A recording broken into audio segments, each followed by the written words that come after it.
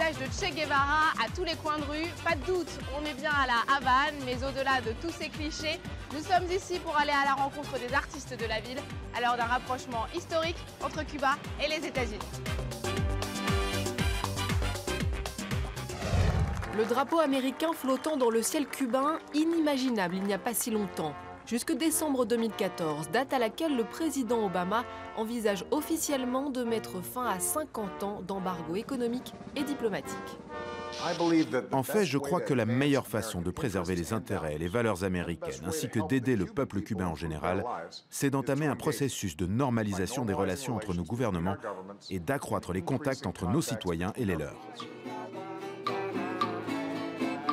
Au-delà du symbole, c'est une nouvelle ère qui s'ouvre pour les Cubains. Certains pourtant craignent de voir leur île perdre son authenticité avec l'arrivée de l'économie de marché. Comment les artistes vivent cette transition historique? Comment voient-ils l'avenir de leur pays? Nous sommes ici pour le découvrir. Hola, Idania. Hola. ¿Cómo estás? Muy ¿Todo bien. bien? You too. Shall we go? Vamos.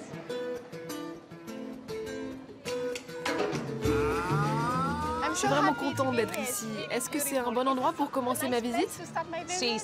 Oui, c'est un endroit merveilleux, la Place Aviera. C'est notre Place Aviera, c'est très beau, mais aussi très emblématique puisqu'elle reflète les traditions et l'architecture cubaine de l'époque.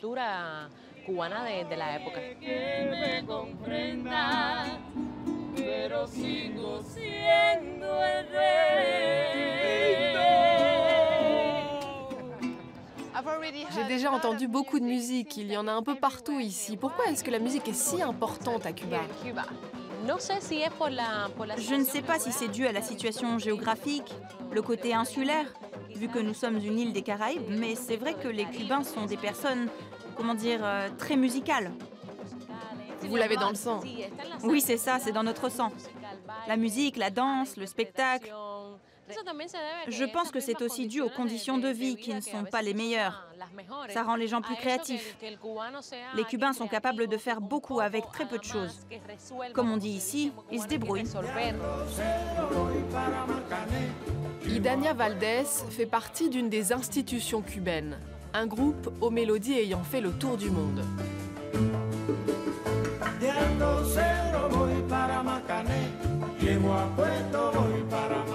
Le Buena Vista Social Club, créé en 1996, immortalisé par le film de Wim Wenders, est devenu l'un des meilleurs ambassadeurs de Cuba. Idania est la fille d'un des membres fondateurs de la troupe et c'est avec fierté qu'elle a repris le flambeau.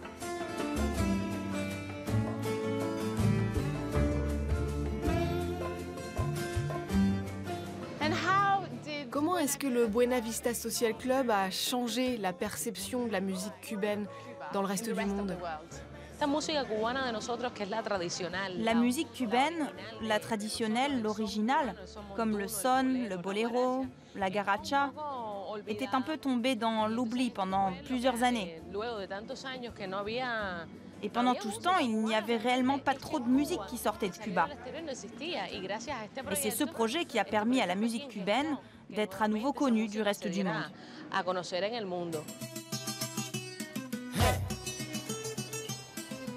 Des ruelles un peu carte postale de la vieille Havane à un quartier plus moderne de la capitale où je retrouve Raúl Paz. Pour lui, la musique cubaine ne s'arrête pas au Buena Vista Social Club.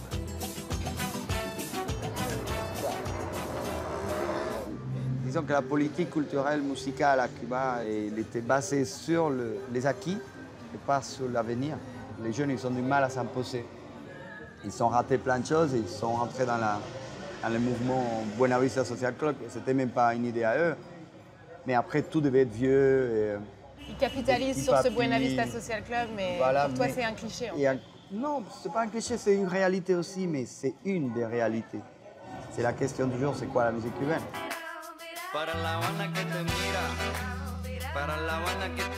Sortir la musique cubaine des clichés, Raúl Paz s'y évertue depuis plus de 20 ans.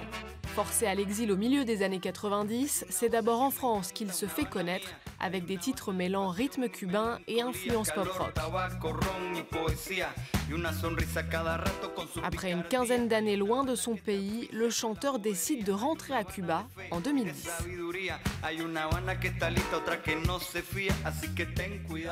Alors toi, tu as fait une grande partie de ta carrière en France. Comment est-ce que tu as vécu ton retour ici à La Havane? Revenir à la maison, c'est toujours compliqué. Avec un pays qui, effectivement, n'avait pas changé énormément, qui avait les mêmes paysages. Généralement, dans un pays, tu pars 20 ans et quand tu reviens, il n'y a pas les mêmes bâtiments. Ici, c'était toujours presque pareil, même au niveau politique, etc. Mais on sentait qu'il y avait une responsabilité un peu civile à prendre. Parce que si on part tous et on fait tous une vie ailleurs, on critique de l'extérieur, c'est simple, mais on ne fait rien. Tu avais envie de venir faire changer les choses finalement, ici. Je ne sais pas si j'ai la capacité de faire changer rien du tout, mais au moins de participer. Ce qui a un peu évolué, c'est que pendant des années, je crois que ta musique était presque interdite, même à la radio, etc. Maintenant, c'est plus le cas. Pour toi, le pays évolue dans le bon sens? Oui, de toute façon, évolue. Après, dans le bon sens, on verra. Effectivement, au moins, il y avait plein de choses un peu intolérables qui existaient avant, qui commencent, à l'arrivée de Raúl Castro au pouvoir, en tout cas, ça commençait à se libérer. Je pense que c'était nécessaire, c'était important. Depuis quelques années, il y a un mouvement interne qui fait que les gens commencent à se remettre à rêver. Et ça, c'est déjà pas mal. Caminando por La Habana.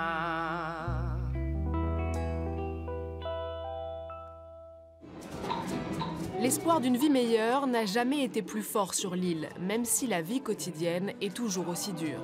Derrière ces façades qui suscitent nostalgie et fascination chez les étrangers, une réalité bien moins romantique pour les Cubains. Certains vestiges de l'âge d'or de la Havane connaissent heureusement un autre sort, comme El Gran Teatro, l'écrin du Ballet national de Cuba, l'un des plus prestigieux au monde. Fondée en 1948 par l'éternelle Alicia Alonso, à 94 ans et aveugle depuis plusieurs décennies, elle y mène pourtant toujours la danse. Depuis la révolution castriste, le ballet est promu au rang de sport national et est même devenu une vitrine culturelle. Les critiques de danse disent souvent qu'il y a quelque chose de spécial chez les danseurs cubains. Je pense que c'est le cas, oui. Et vous, vous en pensez quoi? Je sais pas, l'énergie, je pense, ou le sourire. La passion. L'un de ses plus célèbres représentants est le danseur étoile Carlos Acosta.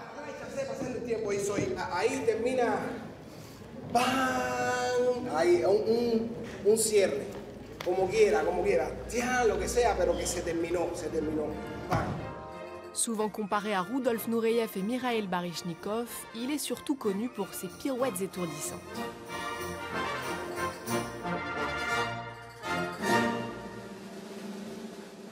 Carlos, vous avez grandi à Los Pinos, un quartier très pauvre de la Havane. Et la danse est arrivée dans votre vie un peu par accident, je me trompe? Oui, c'est vrai.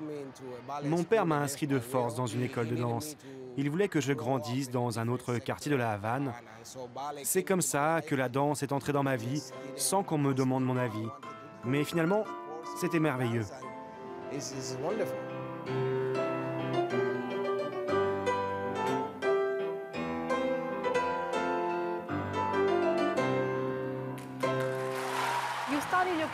Vous avez commencé votre carrière ici à Cuba, à un moment qu'on appelle la période spéciale, pendant laquelle l'URSS a cessé de soutenir le régime castriste. À quoi ressemblait votre quotidien en tant que danseur à cette époque? Il y avait beaucoup de privations.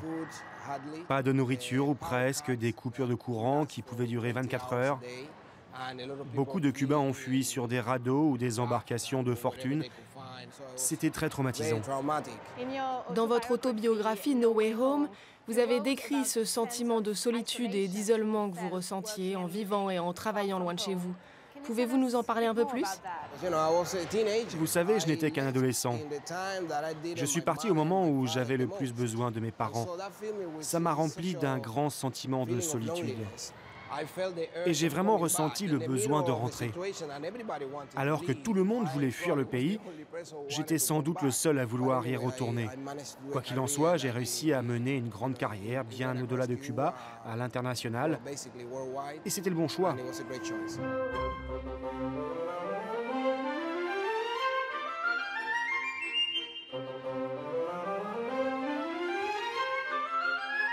Et quelle différence y avait-il à travailler en Europe, en Angleterre, par rapport à Cuba? Qu'est-ce que ça changeait pour vous en tant que danseur? Bien sûr, les moyens, les informations dont on disposait étaient bien supérieurs. Tout était accessible si vous en aviez besoin. Mais en même temps, je pense que la meilleure chose qui me soit arrivée, c'est la pauvreté. Le fait d'être pauvre, de ne rien posséder, m'a donné cette soif de réussir. De nombreux artistes cubains ont choisi de fuir pour jouir d'une pleine liberté d'expression. Maintenant que les relations entre Cuba et les États-Unis sont en train de s'améliorer, comment les choses vont-elles évoluer pour la scène artistique de l'île? Pendant beaucoup trop longtemps, ces deux pays ont été ennemis. Alors qu'ils sont voisins et qu'ils partagent une histoire qui les lie l'un à l'autre. J'espère que des artistes américains vont venir à Cuba pour participer à des projets et donner naissance à de nouvelles créations artistiques. Et au-delà de l'art et de la culture, pour votre pays, quels sont vos espoirs, mais aussi vos peurs? Mon inquiétude est la même que celle de beaucoup de monde. Que cette sorte de décadence chaotique qui caractérise Cuba et qui la rend si unique soit tout à coup balayée par les Américains et que le Cuba, dont tout le monde tombe amoureux, disparaisse. Mais une chose est sûre, la vie des Cubains est dure. Il y a tellement de gens brillants sur cette île et ils ont vraiment envie de donner un sens à leur vie. Et je pense que les changements que nous vivons sont très positifs. Aujourd'hui, vous êtes de retour à Cuba avec votre propre compagnie. Et dans vos créations comme Tocororo, vous mêlez danse classique et contemporaine, mais aussi des influences africaines. C'est votre hommage à l'héritage culturel cubain? Oui, mais c'est avant tout ma vraie nature. C'est ce que je suis. Je suis un mélange de tout ça. Je suis un danseur éclectique, je suis noir, j'ai des racines espagnoles, africaines. Et je suis aussi riche de tout ce que j'ai appris dans les compagnies où j'ai travaillé. Et je ne peux pas m'empêcher d'intégrer tout ça dans tout ce que je fais.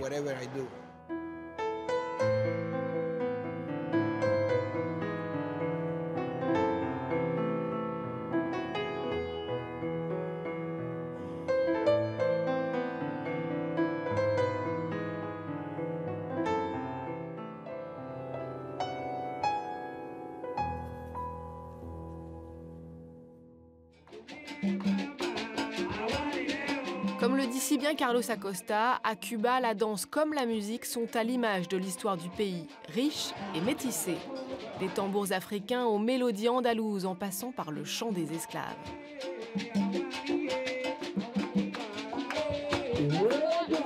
Une diversité célébrée tous les dimanches ici à la Callejon de Amel, où se retrouvent amateurs de salsa, mais surtout de rumba. La rumba est vraiment importante dans notre vie. Notre patrimoine et notre joie de vivre sont concentrés ici dans cette ruelle.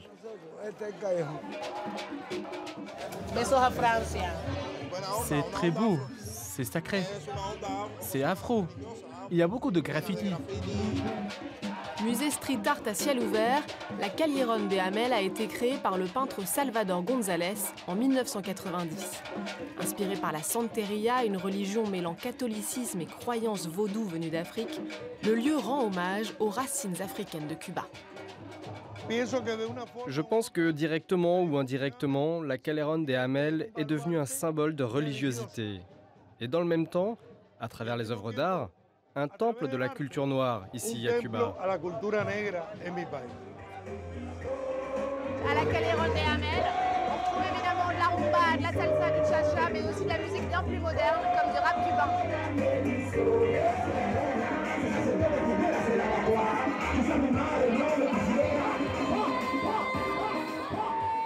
Et c'est justement sur ces rythmes endiablés que se termine cette première émission à La Havane. Rendez-vous demain même heure pour partir sur les traces d'Ernest Hemingway, le plus cubain des Américains, et en savoir plus sur le cinéma Made in Cuba.